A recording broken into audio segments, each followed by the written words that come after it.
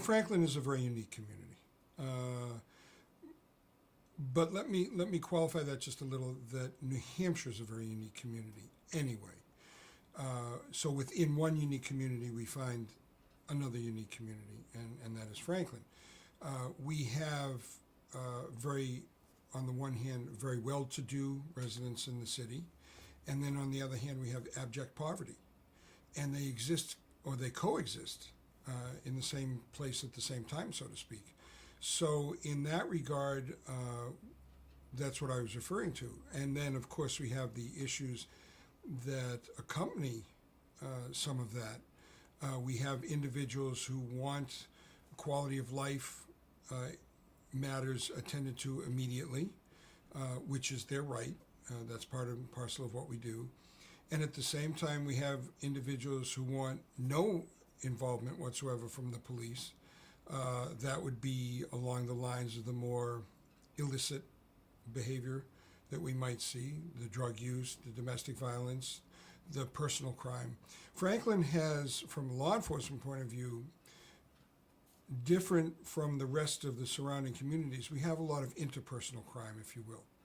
We have the thefts, the burglaries, the robberies, the domestic violence, the drug-related issues, and the issues that surround some of that. There's a lot of behavior that surrounds, for example, domestic violence, stalking, sexual assault, and so on. So we have this unique position within the entire New Hampshire community that we've talked about off camera, that people will say or make comments about, why would you want to work in Franklin? Why would you want to live in Franklin? When in fact, Franklin is so unique that we are responsible for a number of firsts in a variety of areas. There's incredible history here in this city, in any number of areas. We have a very large veteran population, if you will, which is indicative of the way that we embrace these individuals who've made sacrifices for their country and for their community. If you go over to City Hall and the GAR Hall upstairs, there's a whole historical display up there that I'll bet you dollars to donuts 90% of the people in the city don't even know exists. And yet if you spent an hour walking through this one large room, you'd see things like original hardtack from the Civil War, photos and memorabilia that's very, very important to the history of Franklin. We have Congressional Medal of Honor recipients that are honored here in this city. So we have all of this. At the same time, we have incredible social initiatives that have taken place here.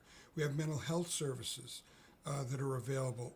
We have a welfare department that does an excellent job in dealing with people who find themselves in dire straits. We have an open door policy throughout the city. Any resident and any individual that comes into the city can visit City Hall and talk to the city manager or the mayor. Sometimes an appointment's necessary, but we don't say no. They can come here to the police department and ask to speak with me, and I do. The fire department, municipal services, planning and zoning, all of these departments have open doors. So we don't turn anyone away. In fact, one of the things that's always impressed me about Franklin is we embrace people. We embrace virtually everybody that comes here. Even the people that come here and commit crimes, we work with them. We try to help them and give them the best that we can offer as far as trying to change their behavior. So all of this makes us a unique community, and I really don't see that a lot, and I haven't seen that a lot in my travels over the past almost 4 decades in this particular profession. In point of fact, I've seen a lot of blinders. I've seen a lot of turning away people, and I've seen a lot what my daughter says is NIMBY, not in my backyard type of thinking. When in point of fact, here in Franklin, we embrace that. We're willing to bring people into the backyard and talk to them and see what it is that we can do to make life better. It's terrible. We have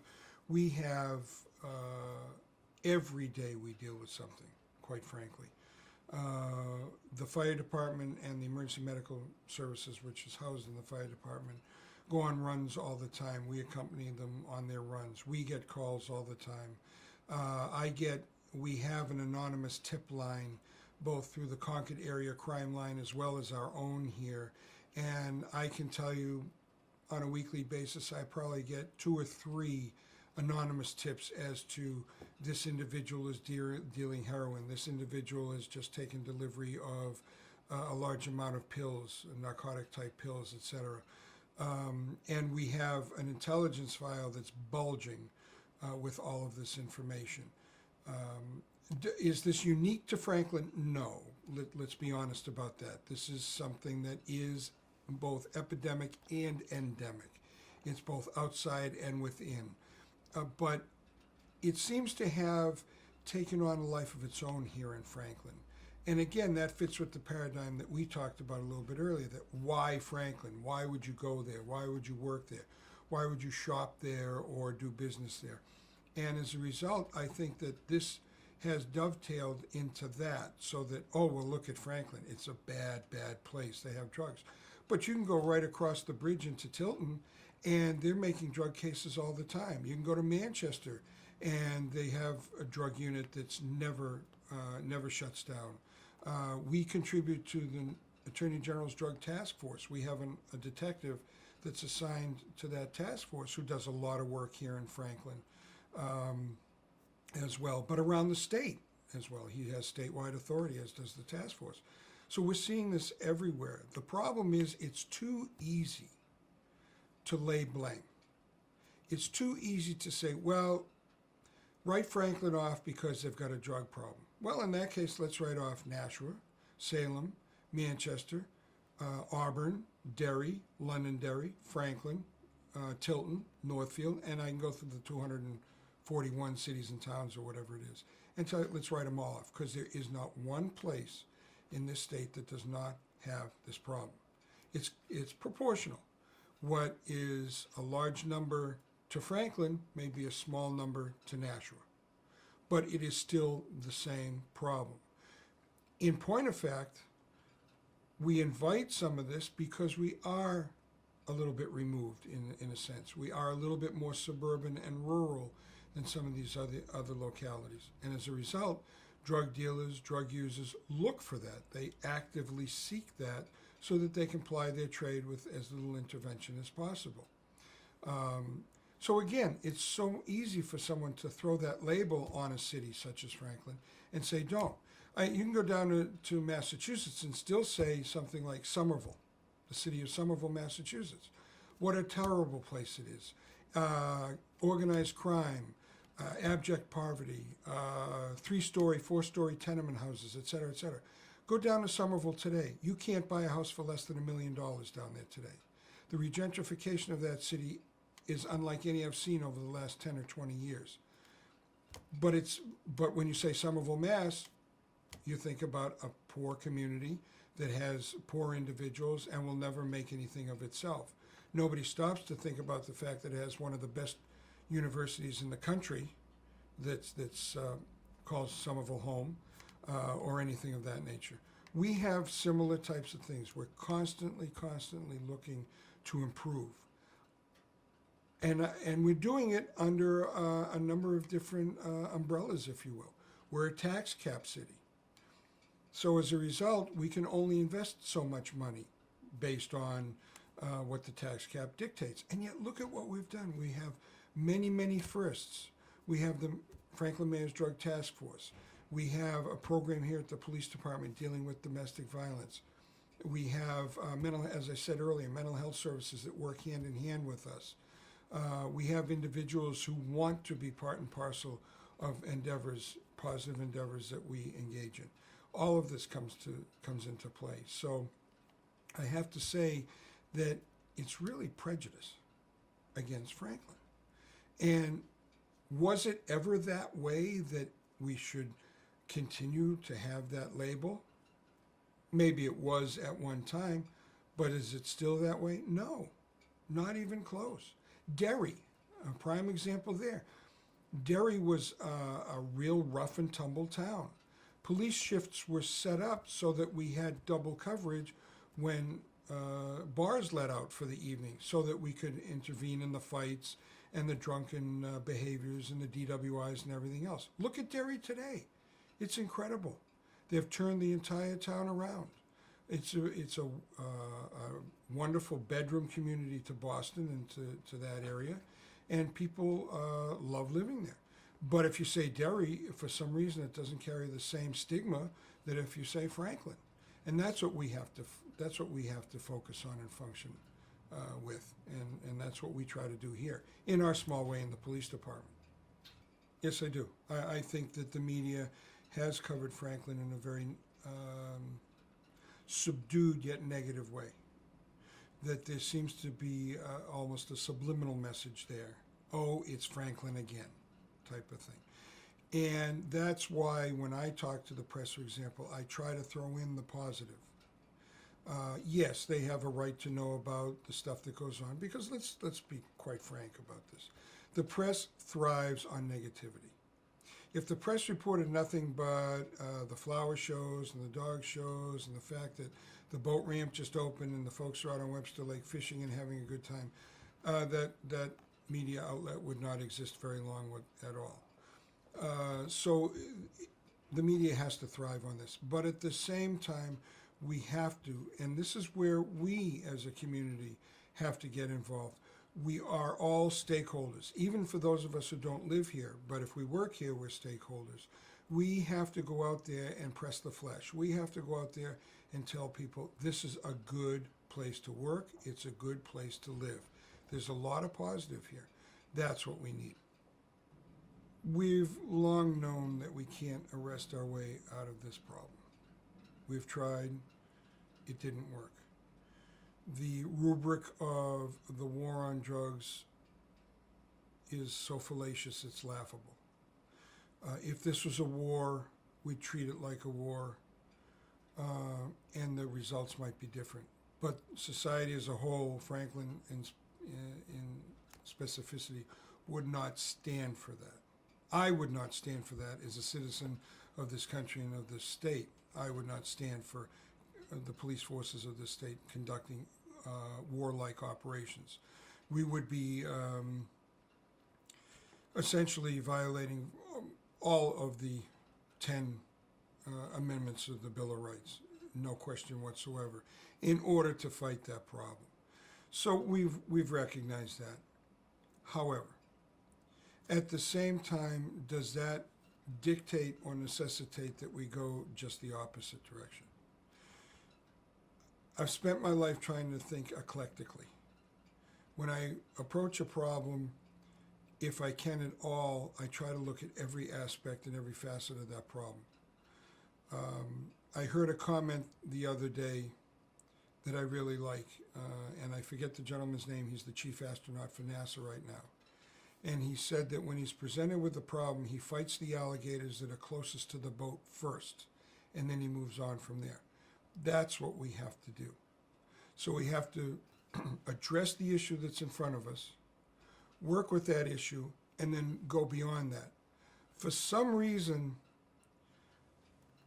there seems to be this very stilted view of the problem that makes it easier for people to say, let's intervene at only this level and ignore a level above and the level below.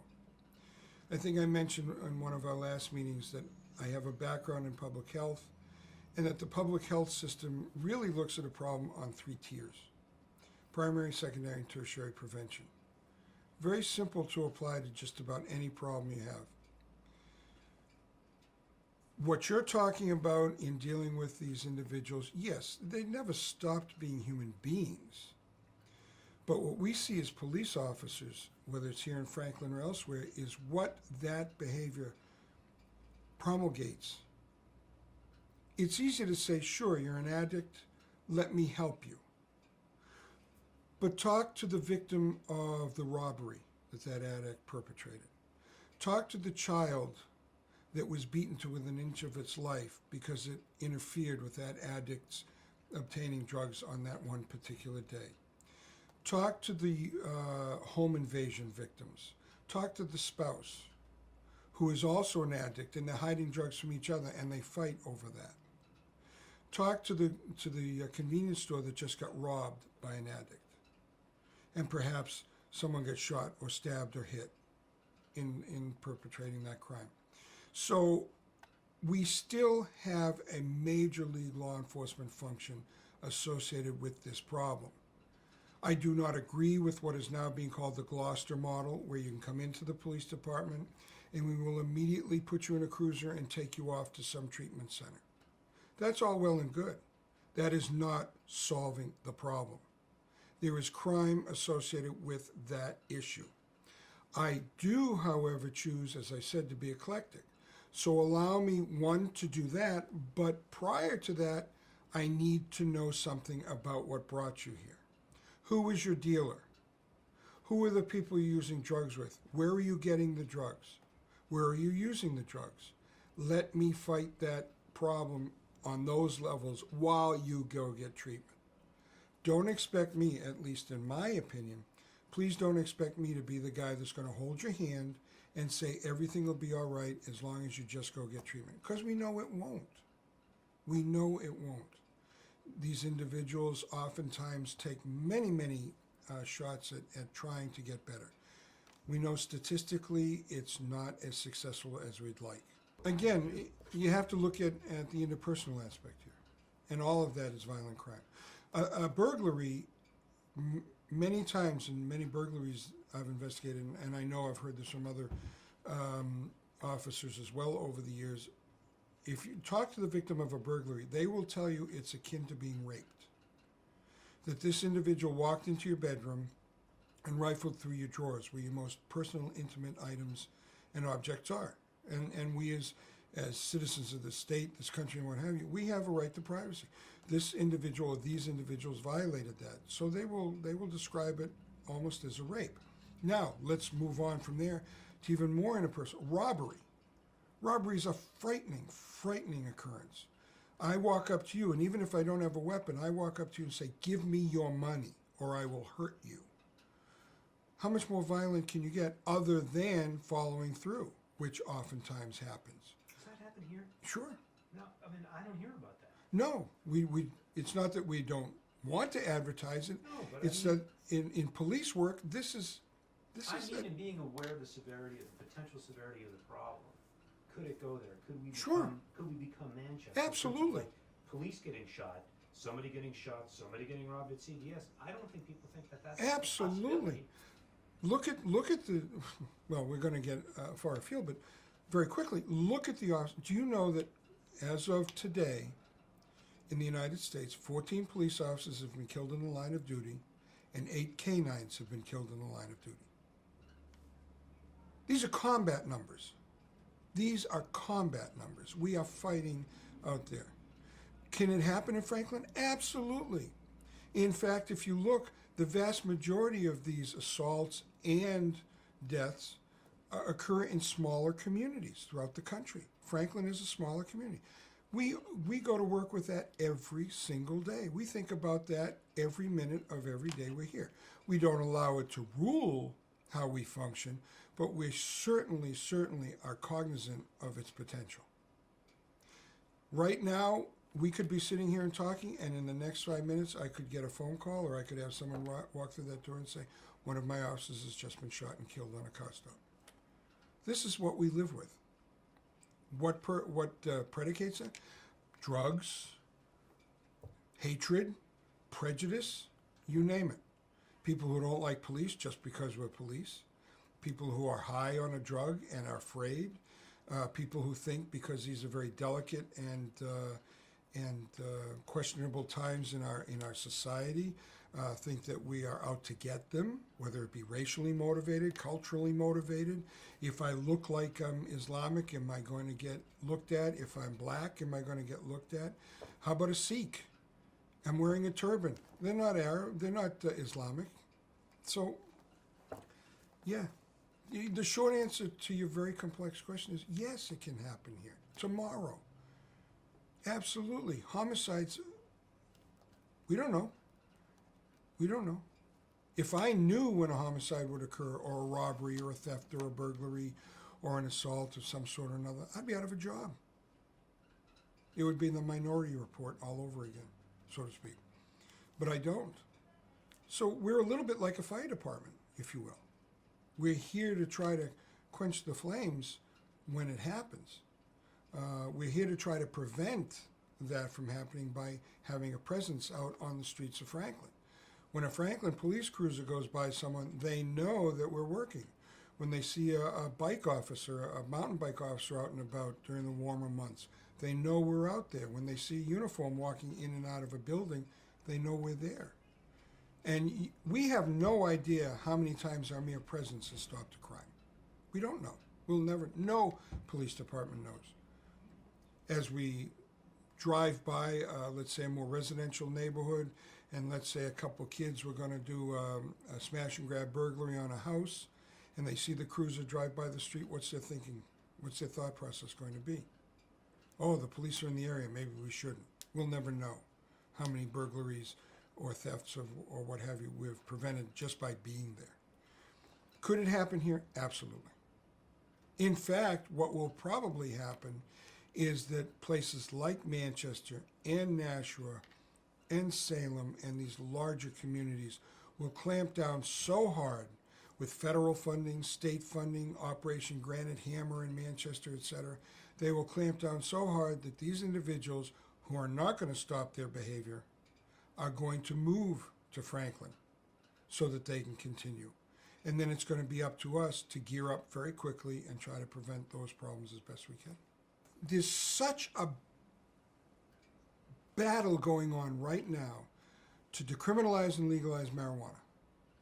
Now, if you can show me that only people of adult age are going to use it, then I'm not going to argue with you. Go ahead. Go ahead. Well, what about alcohol? I'll ask you right here. What about alcohol? Alcohol is a pain in the butt. Okay. It's a pain in the butt. I mean, DUI, violence, beatings, Absolutely. assaults. Absolutely. Any police officer that's been on the job longer than a month has had to deal with somebody under the influence of alcohol who has made their lives miserable. People forget, oh, I'm happy for a moment, now I'm sad, now I'm combative. Oh, that's Joe, he's a happy drunk. Baloney. That's Pete, he's an angry drunk. Yeah, you're right. You're absolutely right. And it takes 4 police officers to bring him down, and a taser, and maybe pepper spray, in order to try to just get him to comply. Alcohol, I was asked at a legislative hearing when I was testifying against marijuana legalization, would I like to make alcohol illegal? Absolutely. Absolutely. I'd love to make it illegal. Why? Because it causes more problems than it's worth. Are we ever going to do that? Absolutely not. We know the difference. Plus the fact alcohol has social and cultural roots that we're never, ever going to do away with. And that's fine. All I ask for is responsibility. As a chief of police and as a police officer, all I've ever asked for people to do is be responsible.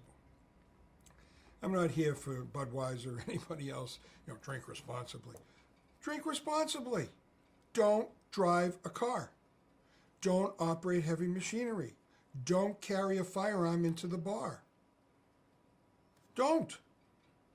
And then have all you want. Have a designated driver.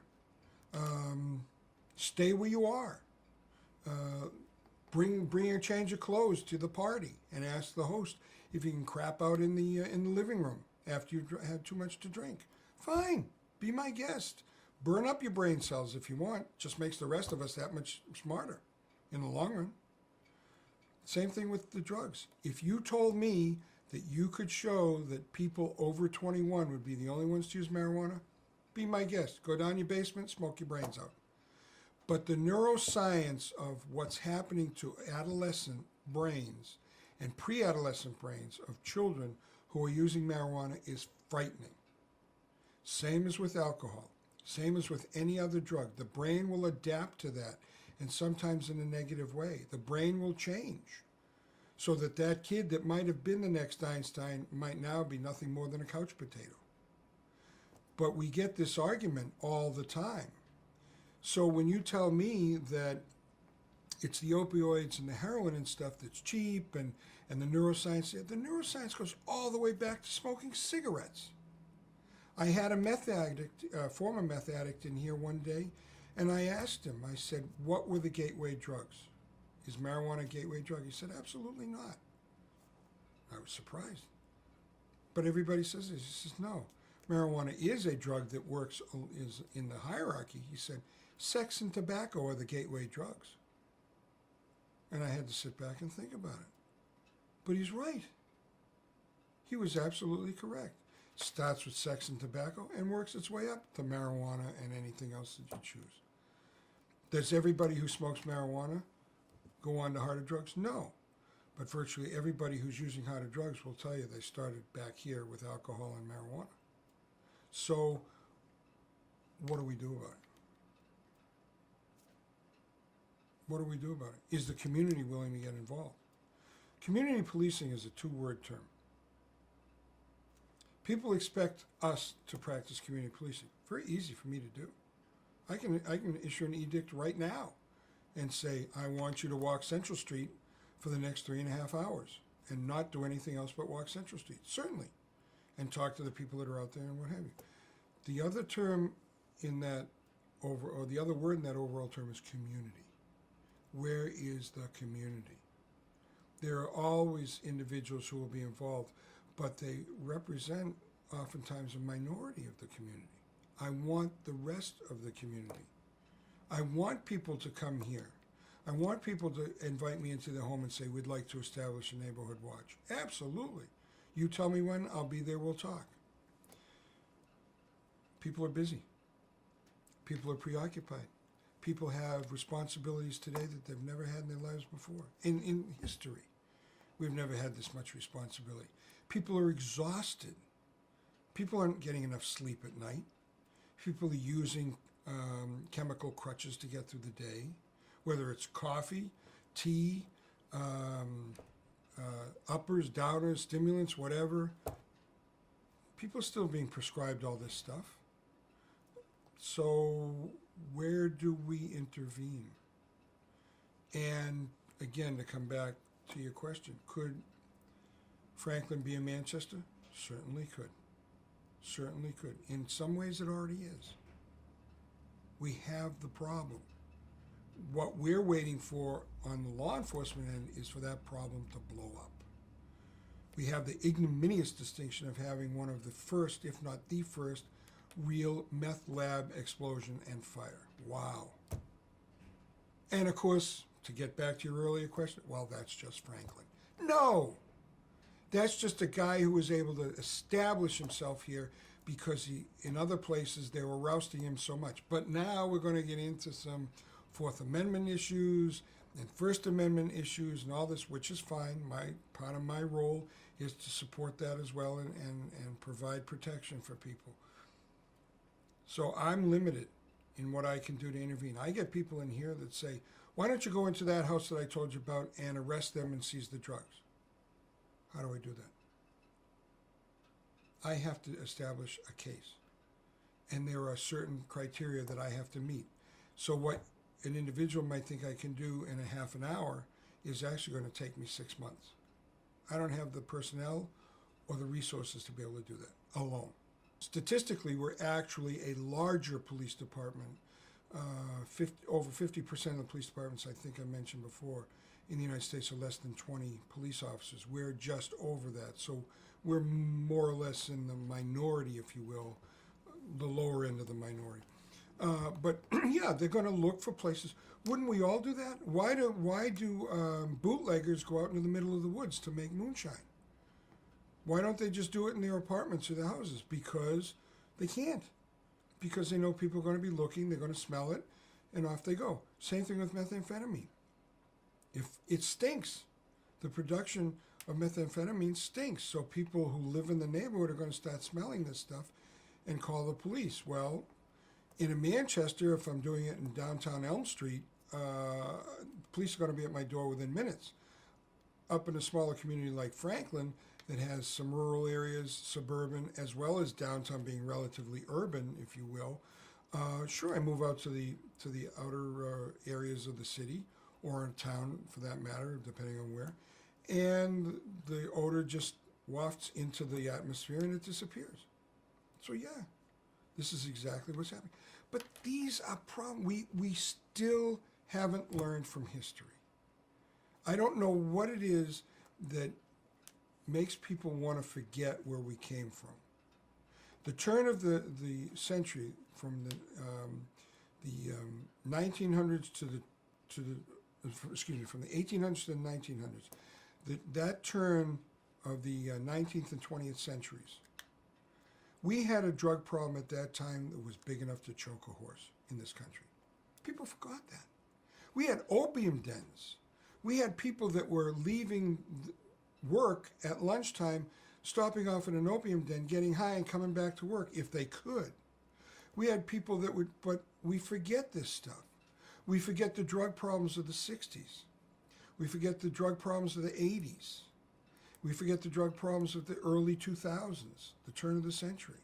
And now, all of a sudden, and not illegitimately so, but now all of a sudden, for some reason, the scales fell from our eyes, and we're looking at these problems saying, oh my God, what do I do? The drug problem has been there forever. Whether it was alcohol, whether it's alcohol and other drugs, or whether it's just other drugs, it has always been there. Physicians are being blamed for a lot of it, yes. But who was the one, who was the population in the 50s that was giving mom's little helper out like it was candy? So mom would go in to see her doctor and say, you know, the kids are getting to me and my husband and I are having difficulties. What do I do? Take a Valium. Take a Librium. It'll smooth you out. So dad would come home at the end of the day in that stereotypical time. Dad would come home at the end of the day and mom would be there happy with the food on the table, the kids washed and ready to go to bed. Good night, Father, and off they'd go, just like Mary Poppins. We've lived this for centuries. Why is it only now becoming apparent to people? Because kids are dying? Maybe that's it. Because the overdoses are becoming more and more apparent? Maybe that's the reason. But we've been dealing with this for years. Sure, we can walk by. We have discretion. There are very, very few laws that require me to intervene, interestingly enough. So I can walk by somebody shooting up and say, don't do it again, and walk by. Have I done them a favor? Have I helped them? No, but there's no program per se. I'm talking about the Seattle piece. Right. And maybe I wasn't clear. What do you think, I guess I'll ask, what do you think is the best way to handle this burgeoning heroin opioid crisis and crisis of addiction? It's more largely a crisis of addiction and a crisis of seek to alleviate pain is what it's all about. It's not fun time to shoot heroin. From what I've seen, it destroys your life, your health, it ruins everything. All right, let's identify a couple things then. What's the pain? We're talking psychic pain, and I don't mean... we're talking your father sexually abused you, Okay. or you were beaten, or you were deprived of any kind of love or nurturance when you were a kid. Okay. God knows what. Okay, so let's assume for the moment, that we're not talking about someone that has terminal cancer and is in pain, or rampant arthritis isn't in pain. Life circumstance pain Right. that you Okay. just are incredibly depressed, whatever it is, psychological disorders, any number of things that lead to that level of pain that you want to ruin your life because it's pure poison. It's not hard to find out what heroin does to you. I think Right. people know what it does. So their pain must be so great that they're going to risk it anyway and get hooked on this stuff. So let's also make the assumption, I think that would be easy to make, is that no one wakes up in the morning and says, I want to be sexually abused today by my uncle. And as a result, later on in life, I look forward to a lifetime of trying to score illegal drugs and become a drug-seeking patient in emergency rooms around the state or wherever. Let's assume that nobody wants to do that. So where do we intervene initially?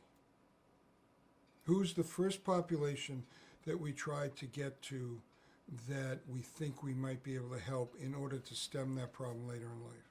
Kids. Kids. All right. So we want to look at the kids who are in grade school and in preschool. And you could walk into a third grade class today. You could. And you could look around this class, and I'll bet you dollars to donuts you could identify the children who are abused and neglected and are very, very poor and come from an unstable household. I'll bet you could do that, not knowing those kids and not knowing their situations. But you could look, you could see the dirty faces. You could see the poor dentition. Children should not have poor teeth. You could see the dirty clothes, the tattered clothing. And I'm not talking about from where by playing. I'm talking about it's been handed down so many times and it only gets washed maybe once a week if you're lucky at the laundromat. You can see the kids whose shoes have holes in them, whose shins are scraped up and dirty, whose hands have only time they get washed is at school. And maybe the only hot meal they get is at school. And when they get home, they fend for themselves because they're latchkey. And not because mom and dad are necessarily out trying to make ends meet by working 2 or 3 jobs, which many are, but because mom and dad are out doing other stuff they shouldn't be doing. Then I'm going to invite you to go to court. And I want you to sit in on juvenile court, which you can't by law, but I'm going to invite you to try to do that anyway. And watch these people walk in and fight over these kids as if they were possessions. Not children, but possessions. And people who come in and say to the court, I don't want them anymore, you keep them. And put them into a system that is so poor and so understaffed and undermanned that there's no way to take care of these kids. And hopefully there are foster parents out there that are willing to do that. And then watch the people trying to deal with those issues, and watch the juvenile probation and parole officers and the juvenile officers in various police departments, and the judges and the clerks trying to make these kids have a life that's worthwhile, day after day after day, not once in a while, every single day. Go to Nashua Court, go to Manchester Court, come here to Franklin, go to Concord, go to any of these courts, and you're going to see that this is a daily ritual. Who's to blame? We're to blame. It's our fault. Nobody else's fault. No divine intervention. No loving God came down from on high and said, abuse your children and turn them into addicts. We did it. We did it. Maybe not with malice, maybe not a forethought, but we did it anyway. And now we want to put blinders on and kind of think that it's his problem, not mine. I turned out a good kid. I did. I turned out a good kid, my wife and I. I'm very proud of her. She's a good human being. She's bright, she's capable, she works, she contributes to society. Do I sit back on my haunches and rest on my laurels? No. Now I got to look beyond her and say, who else can I help? As a police officer and as a citizen. So how do we fight this problem? How do we deal with this problem? Again, I'm going to come back to it. 3 tiers. We get to the children right off the bat, virtually out of the womb if we have to. This is not good for you. Mom and dad, stop it. Stop it. Once we get them into school, we have educators, we have brilliant, capable people who are devoting their lives to educating our children. They're spending their own time and money to try to do this. Go to any elementary school and look at the supplies that the teachers have bought. Not the school system. The teachers have bought this. That's criminal. There should be an unlimited budget for stuff like that. Can't be, but there should be. But these men and women get up every single day and they go into an environment that would make most of us cringe, if not cry. And they look at little Johnny, who's not had a good meal over the weekend and will finally get a breakfast and a lunch on Monday. No wonder little Johnny has a failure to thrive physically, because he's not getting the nutrition he needs. I had a kid that used to come in here with his little sister. Now this kid was prepubertal. He was under 13 when he first started coming, and he had his little sister in tow. Why? Guess where mom and dad, well, we know where mom was. Dad wasn't in the picture. He used to come here to visit. It was a warm environment. Do I turn the kid away? No. Try to help him, try to do what we can. My resources are limited. It's more important to some people that I put a parking ticket on a car that's parked longer than 2 hours than talk to this kid and his sister. Priorities. Police department's nothing more than a microcosm of the community in which it exists. So if you tell me parking issues are more important than children, fine. Parking issues are more important than children. If you You're tell, not going to do that. of course not. I know. Of course not. But I'm going to do both. I'm going to do both. When I was in college in the 60s and 70s, I volunteered for an organization known as Operation Turnabout. And that was an organization, a volunteer organization, that was designed to deal with heroin addicts in the metropolitan Boston area. And it was no different than what we have today. And I'm taking you back, how many decades? And I remember one addict who at that time, at the height of his career as an addict, was making $21,000 a week to support his habit. He was stealing and flim-flamming people out of that much money a week to support his habit. I always wondered that if he could turn that into legitimate avenues, he'd probably be a Bill Gates by now.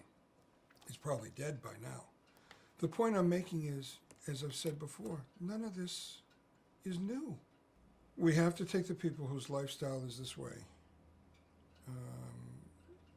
the terminal people, let's say, and make them as comfortable as possible and let them go. We have to let them go. They will die. We have to take the people within a little less, on the lower level, lower echelon of that kind of existence, and we have to work with them.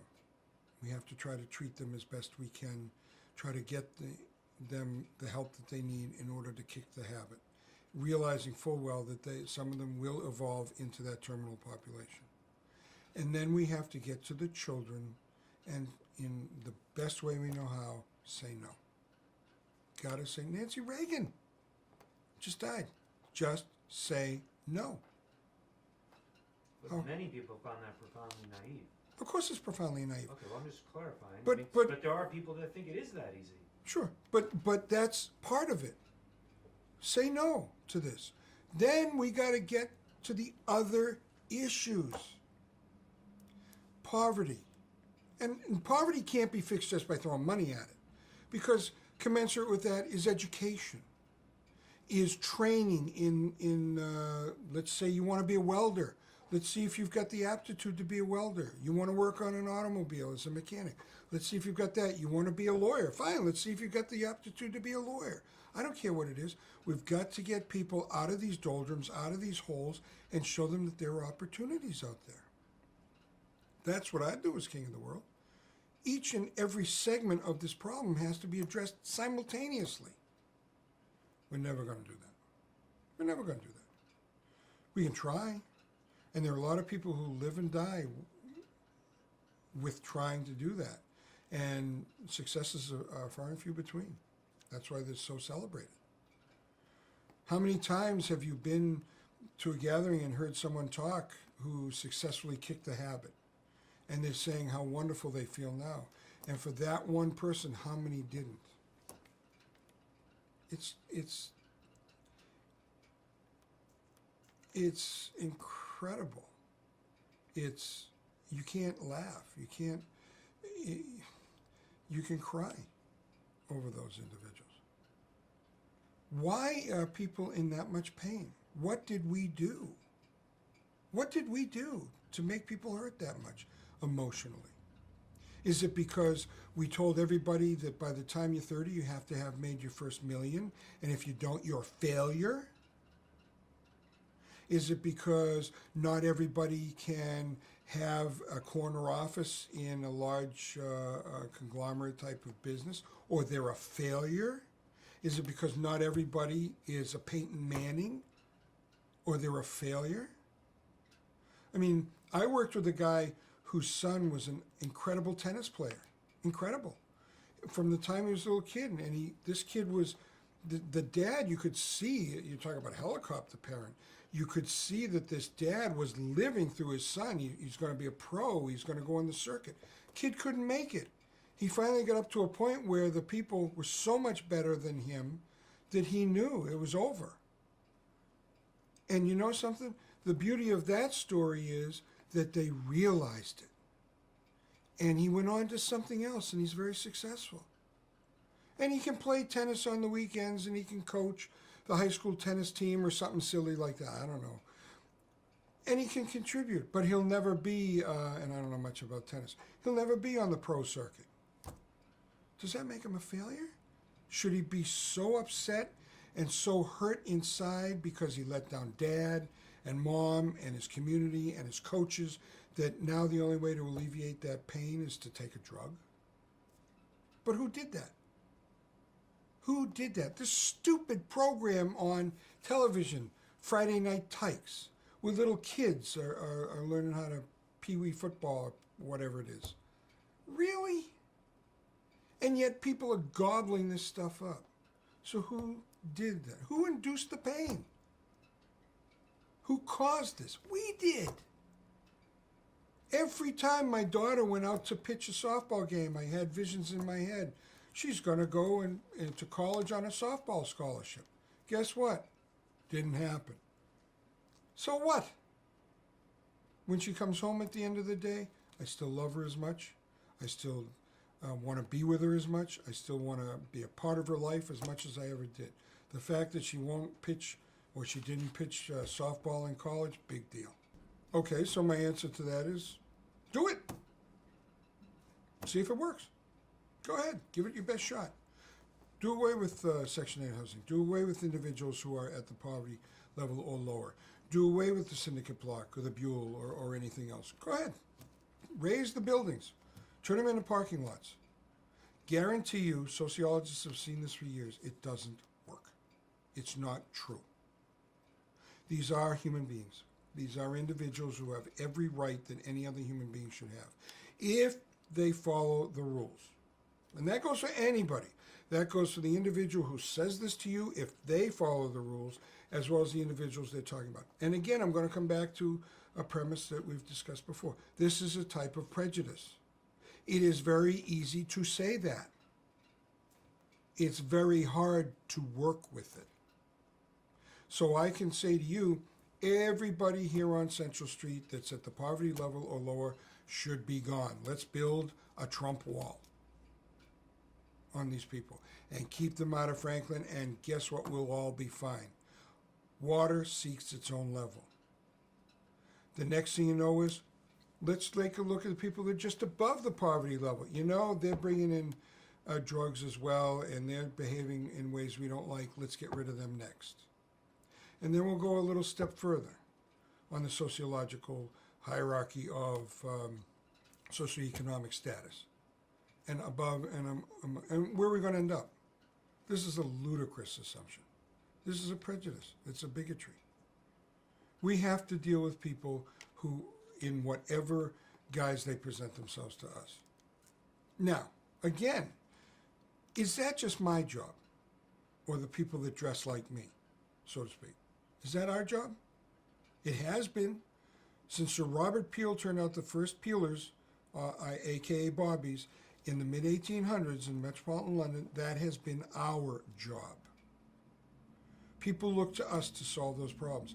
Not in my backyard type of thinking again. Go make these people move on. They bother me. They smell funny. They look funny. They don't have good teeth. They don't speak well. They don't elaborate and elucidate. And they're not erudite, et cetera, et cetera. So we don't want them here. It's not true. That's not who we are. So then we pass that along to other groups, to church groups and other organizations that are willing to work with these folks, that are willing to provide hot meals, that are willing to give the homeless places to stay, and we go on and on and on. But yet a certain segment of our population still believes that if we could just erase them, not even think about them, we'd never have a problem again. Are these the untouchables of India? Is that what we want? Is that what we think? Even India is now looking at the fact that that is not a good thing, and looking at statutory change.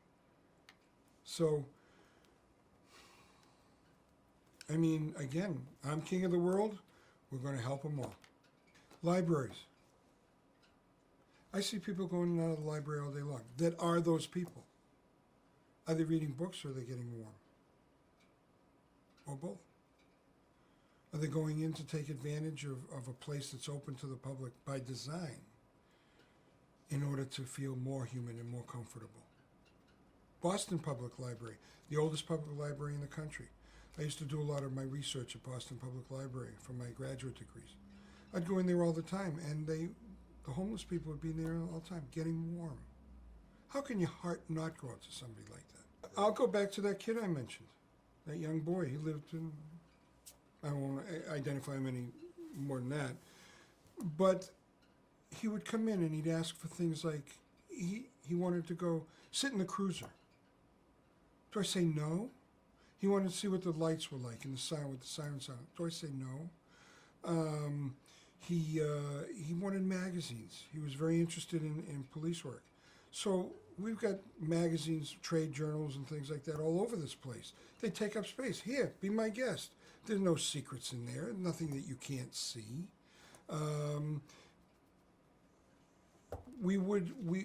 In fact, I remember once he said that he wanted more signage on his street about children at play.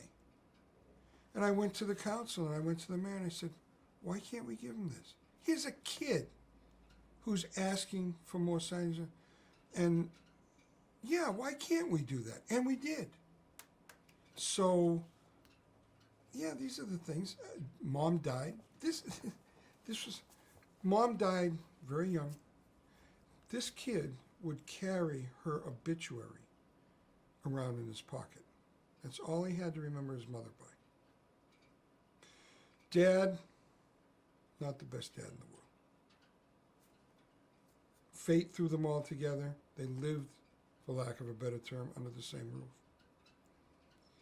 Talked to Dad, promised me the world, the sun, the stars, and the moon. Yeah, I'll take care of them. No, not really. And then just after his mom died, I'll never forget. And it wasn't even the actual obituary. It was a Xerox copy. It was a photostatic copy of her obituary. And he very gently would open it up, and this was my mother. Now, where's your heart when you see something like that? I mean, I'm probably one of the coldest individuals you'll ever meet when it comes to having to do my job. Because if I can't be cold and clinical, I can't do my job. But you look at something like that and it melts the ice real fast. Unfortunately, the system didn't help. Did not help. And he went off. So we've seen stuff like this before. Let me give you another example. Wasn't here in Franklin, but it's out of my history. Mom and dad, domestic violence problems you wouldn't believe. Violent lifestyle. They have a nice house. They both have jobs and they have a nice house. 2 children. Little girl, I think at the time was maybe around 9 or 10. Her brother, maybe about 5 or 6. Children grew up in a violent environment. Dad was an alcoholic, very, very active alcoholic. Dad, one day, mom's had it. Mom takes the kids, what belongings she can load up, calls her friend, moves out of the house. Can't take it anymore. Now, individuals involved in domestic violence situations, on average, it takes about 7 attempts before they can actually leave the environment. It's Girl Scout cookie time. The little girl's a brownie, so she's got orders for Girl Scout cookies. Mom Her friend, the little girl, and her brother all go to the house to get the boxes of cookies because that's the address they had them delivered to, the cases, the crates. Dad's drunk, he's angry, starts an argument with Mom, as he always did. This time Mom's girlfriend is there. She gets so scared she runs out of the house, breaks her ankle on the way out, jumps in her pickup and takes off. She's so scared. The little girl and little boy have been through this numerous times, innumerable times. The little girl grabs her brother and they go to their favorite hiding spot, which is actually their parents' bedroom. She's created a little area, a safe area for she and her brother. Mom and Dad are arguing. The next thing you know is she hears pops, loud pops. Dad has just murdered Mom, shot her 3 times with a .44 Magnum, Smith & Wesson. There's silence. She can hear Dad grumbling and moving around on the first floor. The bedroom's on the second floor. She can hear Dad. He's calling out their names. He's looking for them. He wants to kill the children. Then it's silent. As she looks around a corner, she leaves her position of safety, leaves her brother behind. As she looks around the corner, Dad's at the bottom of the stairs, puts the gun in his mouth, and literally blows his brains out. She grabs her brother. She has to walk down the stairs, step over this mess of what was once a human being, goes to the kitchen where Mom's been shot 3 times, but because of the way she fell, it's not apparent that she's dead. Her eyes are open.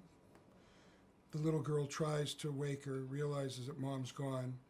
Can't get out that door because Mom died leaning against the door, so has to leave the house to another exit. Goes to the first neighbor house. Nobody's home. Goes to a second neighbor house and rings the bell. Neighbors come to the door and she says, "My father just killed my mother and he just killed himself. Will you help us?" Why do I know this? I was the investigator on scene. I interviewed that little girl.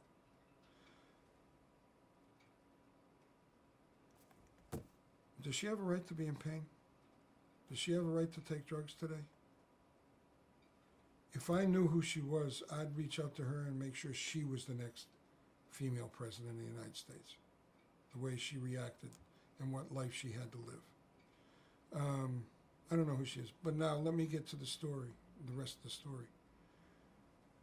Social services tasked beyond belief. Lack of manpower, lack of resources, even today. Social services split them up, brother and sister, who have relied on each other to survive.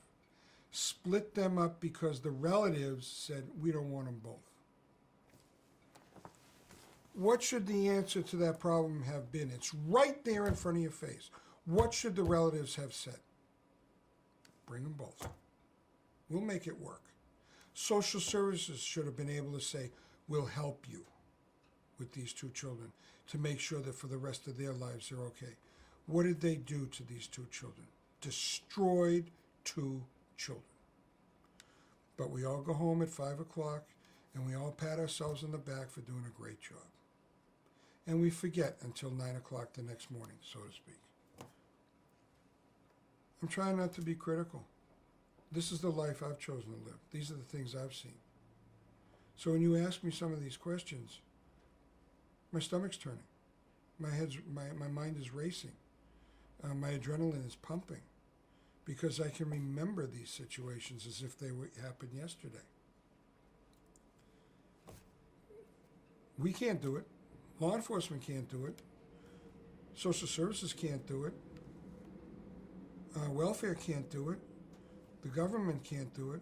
There's one logical solution. You said it. Community. But unless we're willing to take responsibility for one another, it ain't going to happen. So when we ask these questions, when we make these comments, let's get rid of them, let's do that, let's do the other thing. Ludicrous. Totally ludicrous. Total denial. In fact, clinicians, psychiatric and psychological clinicians would look at that type of thing and say, where did you come up with that one? It's denial of the problem. So, here in Franklin, we have to be a community. We have to. If there's a community day down at Odell Park, come down. Enjoy. Bring the family. Talk to other people. If there's a community event at the Opera House, come see it. If there are issues at schools, open houses and things like that, come. But now, let's be quiet. Let's be inclusive. Do our employers accept that?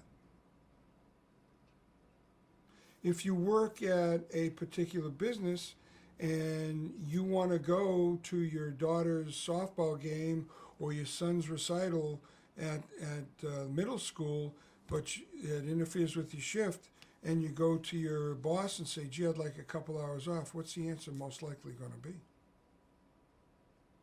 No. Exactly. We got to get this product out. We have to make 20 widgets in an hour, or we're coming below our quota. And by the way, if you want to you want to collect a paycheck at the end of the week, you'll do what I tell you to do. Most people find themselves. And I'm not just talking about individuals working on an assembly line. How about the people that commute to Boston to work in those high-rise buildings? 2 hours on the road each way, assuming there aren't any accidents or bad weather. So they leave the house at 5. They get home at 9. They're only paid for 8 hours, so to speak, of that particular time frame. Who's suffering when they're not home? The kids. So we've talked about latchkey kids for years. How many kids do you see walking around with their key on a chain? Go fend for yourself. I'll be home when I get home.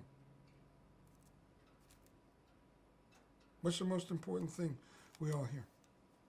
Who are the most important people in our lives? Our family. Supposed to be. And yet, who do we ignore more than anybody? Family. And who are we not interested in? Family. My next door neighbor. How many of us know our next door neighbors? Most of us don't. Blinders. I don't want to know. I don't want to know. Somebody new moves into the neighborhood. You go over and introduce yourself? No. So, community. That's the best I got.